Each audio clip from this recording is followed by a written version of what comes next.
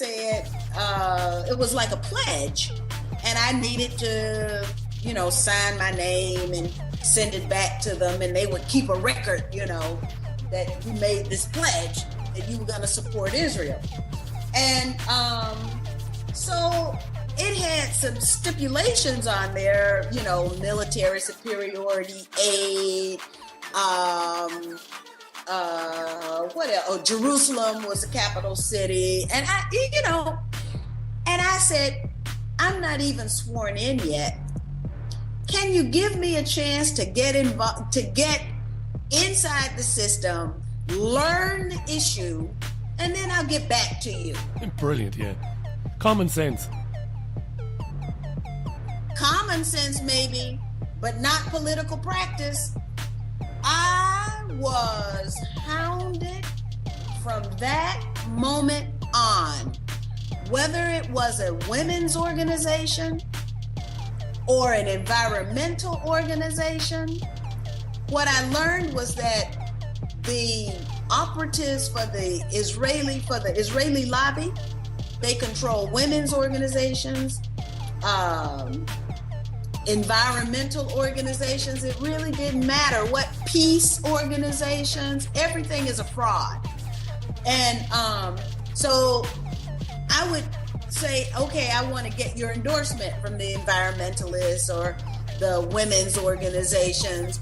And I would get a call saying, well, did you sign the pledge? Now, this ostensibly is from a women's organization. I'm a woman. I'm the only woman running. Yeah. And I needed to sign the pledge before I could even get looked at. Peace organization. You signed the pledge. Environmental organization. Oh, we can't support you. You didn't sign the pledge. What I learned, of course, I went through and did a whole lot of researching. And then I discovered that Gus Savage, member of Congress from Chicago, had also been targeted by them before my arrival. And he put his experience on the congressional record for the world to see if they, would care to read about it. And what he said is what I discovered. And that is that every aspect of the political process is in some way or other controlled or influenced by people who are affiliated with the pro-Israel lobby. So the name of the organization might be the New Jersey Garden Club, but in actuality, it's them. And so what his experience was that his opponent was getting thousands and thousands and thousands of dollars from organizations like the Garden Club. That's an example that Gus Savage used. And he started investigating to say, well, why is the New Jersey Garden Club contributing money to my opponent in Chicago? And then he found the links.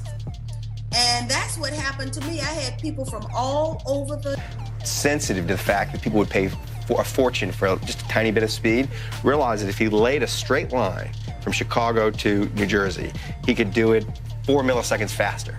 And he did it in complete stealth, dug a tunnel from the Chicago Mercantile Exchange in Chicago to building outside the NASDAQ Stock Exchange, and laid this straight fiber. And without knowing exactly the market, whether for was it or anything, and goes into high-frequency traders and basically says, if you don't have this, you're out of business. And the fact that someone could dig a tunnel, I mean, it was a project involving thousands of men. I mean, it cost $300, $400 million, ran through states, public right-of-ways in states, without anybody knowing what it was for. And to improve speed. I worked at Kidder Peabody, a firm that had, it was what's called a blue blood firm. On Wall Street, you have Goldman Sachs, you have Morgan Stanley, you have Salomon Brothers, you had First Boston, you had Lehman Brothers, separation on Wall Street was there were Jewish firms and there were non-Jewish firms. Within Kidder, I worked for a man named Mel Mullen. He was Jewish. On my desk, when I arrived there, of the 40 people who worked on that government desk, approximately 70% were Jewish. Now, that's networking. He built himself a family. He built himself a family by hiring people who were like him, people who had, who were capable, who had similar background as he did, and I say that hire, if you are able, hire, and build your network from below as well. Just put up $28 million to run tests on putting a train that goes from Washington, D.C. to Baltimore in 15 minutes. They didn't have that. They got a train for 20 years that runs underground. That goes from California to New York in 48 minutes. And you think this is your country? And for the last 8 years, they had a train that runs underwater, up in the ocean, that goes from New York to Europe in 54 minutes. That's your money, okay? Your money. Barack Obama determined early on, this is not a kind of argument and conversation that I necessarily want to have, that if I can't control the conditions under which it occurs, then I'm going to be rather hesitant to engage in racial discourse and rhetoric because it will only inflame passions and exacerbate tensions as opposed to relieve them.